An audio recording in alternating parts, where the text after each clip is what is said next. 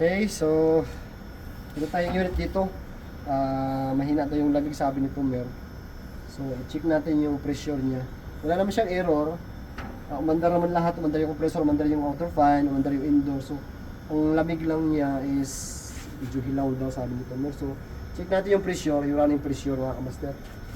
So, ito nga kamaster, para sa mga baguhan lang to, may share lang ko sa inyo na napaka gamit na gamit natin, lalo na sa mga baguhan, para hindi mapasok yung daliri natin o yung mga balat pag nag-check tayo ng pressure habang umaandar yung unit or kahit hindi umaandar.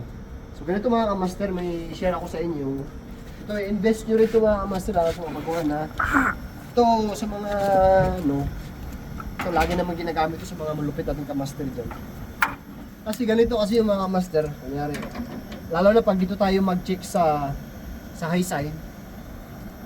Pag umaandar yung unit natin, sobrang lakas ng sobrang lakas ng pressure niya. So pag binuksan natin itong mga to, magalit na naman yung mga dyan, mga malupit na basher natin. Ito para lang to sa mga baguhan, para magka-idea yung iba. Para iwas din. Kasi dati, nung bago pa ako, wala pa naman ako idea na mayroon palang gagamitin dito para hindi tayo mapasok. Kasi dati napasok na rin ako nun. So pag ganito, kunyari, pag pinaslak natin to, mapansin nyo, may lalabas na pressure yan eh. Diba? Tanga. Ito ko sa inyo. Mataas ang pressure niyan pag umaandar yung system, lalo pag dito sa high side. Tulad yan. Diba? Yan. Yan, ganyan, diba? Yan o. So, lalo na pag nakaturbo yung compressor, maraming liquid lalabas nun. So, mapapasok ka dito. Okay, so ito mga kamaster, adapter. Ito. Yan. Marami na rin kamaster na gumagamit ng ganito. Yung iba naman, mga baguhan, hindi pa nila alam ito. Kaya, ganito lang ito mga kamaster. So, kabit natin to. So, napansin nyo nakakabit, wala siyang pressure, di ba? Walang pressure na lumabas. So, hindi tayo mapasok. So, kabit natin yung hose. Yan. Okay. Safety to, na adapter. Yan. So, kung mapansin nyo mga kamaster, kinabit na natin to. Yung gauge natin, hindi pa siya umangat. Okay. So, wala pang pressure yan. Ngayon, buksan natin dito agad. Yan. May makita nyo naman dito. On, no? Yun. On. Yan. On. Pag ganun. So, hihitin natin to. On. Kung mapansin to, dandahan aakyat ito. Yan. Pansin nyo. So, walang pressure na lumabas. So, hindi tayo mapapasok. Safety tayo, di ba? Ngayon, mayroon pa naman akong i-share sa inyo mga kamaster. Kung mapansin nyo mga kamaster, yung compressor ngayon, hindi siya nakaturbo. Tapos, hindi tumurbo yung compressor, pero pag makita nyo yung pressure sa gauge, 140. So, akala natin, full naman pala yung yung refrigerant sa system. So, bakit hindi mahinang lumamig? Ganun talaga yun mga kamaster. Pag hindi nakaturbo yung compressor, ang makikita nyo dito sa running pressure natin dito sa low side is sakto siya yan. Yung iba nga aabot pa ng 200 yan eh. So akala natin yung system full yung refrigerant niya. So hindi yun mga master. Ganyan mangyayari pag hindi nakaturbo yung compressor. So ang gagawin natin, dadagdagan natin ng freon, yung unit. Tapos pag mapansin natin, pag magturbo to, makikita na natin na hindi pala siya full ng refrigerant yung system natin. So, dagdagan lang natin. Kasi ganito kasi ang mangyayari mga kamaster, lalo na pagka umaandar na yung unit ng mga ilang minuto. Nakaturbo siya.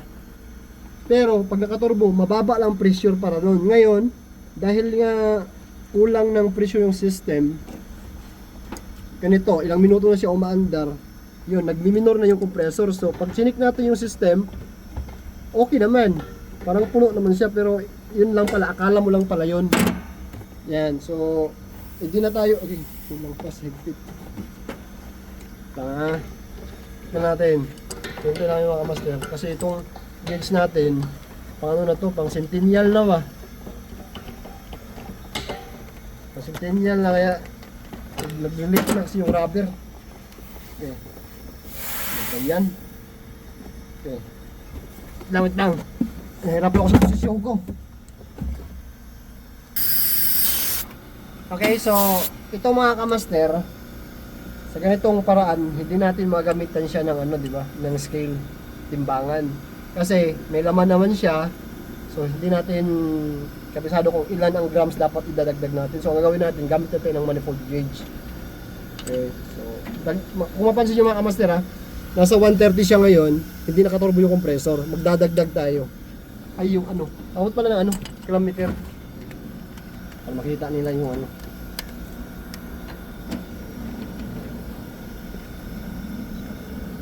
Yan, kung mapansin nyo, 5 ampere lang siya. Ibig sabihin, hindi nagturbo yung compressor. Dagdagan natin. Yan, dagdagan natin. Ang ginawa natin, forging lang, tapos bago tayo nagpasok sa system. Hintayin lang natin na magturbo yung compressor. Yan, kung mapansin nyo mga kamasin, nagdagdag tayo, nagdahan-dahan, umakyat yung tirahe niya. Tingnan mo, nasa 7 na siya. Yan, 7 na siya. So, kung makita nyo, yung pressure niya dito, hindi pa rin siya umaakyat. Kasi, ang nangyayari ngayon, yung compressor, dahan-dahan na rin nagtuturbo yung compressor natin ngayon. Dagdagan pa natin. Kasi minsan, akala kasi natin, okay naman yung system, okay na yung laman kasi, nag-check kami 140. Pero, yung compressor, hindi nakaturbo nun. So, pag mag-check tayo ng running pressure sa tama talaga mga master, dapat nakaturbo yung compressor. Okay? So tulad yan, medyo madami na tayo na lagay ngayon ha. Ngayon pansin nyo, nasa 8. Yan, umakit na siya ng 8. Yan, 8 ampere na siya.